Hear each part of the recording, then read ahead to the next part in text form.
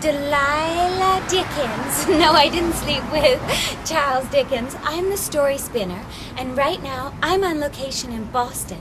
Come join me at one of the train stations while I try and get a couple dollars out of everybody and tell them a really great story.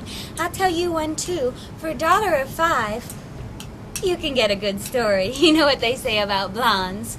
We're good in a story.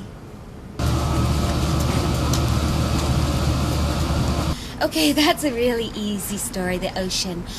First of all, it was dry land, and everybody was very depressed. And depression isn't good.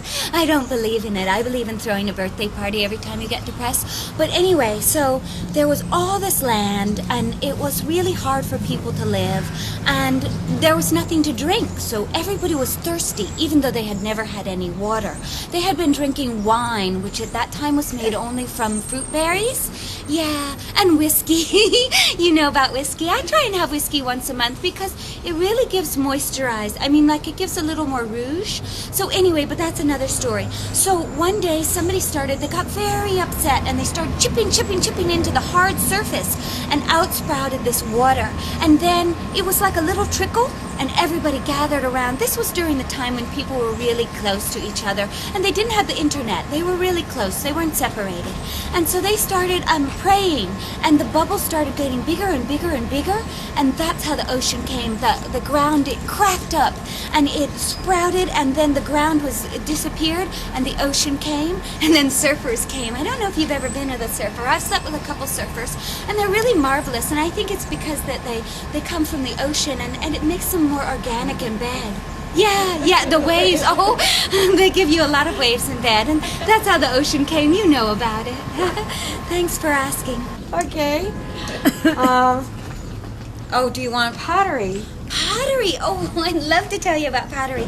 Okay, well, there was this place called Plattery, and it was far off. I mean, it's disappeared now because of the ecosystem and the ozone stuff and stuff like that. But it was like sand, and then water and sand came together before all mankind.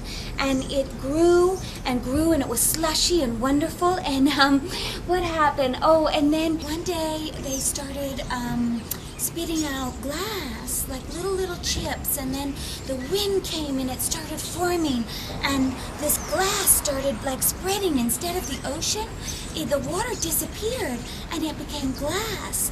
And then, years and years passed, and these people started coming, and they would like chop the glass, and they started shipping and making money, and now we have glass everywhere.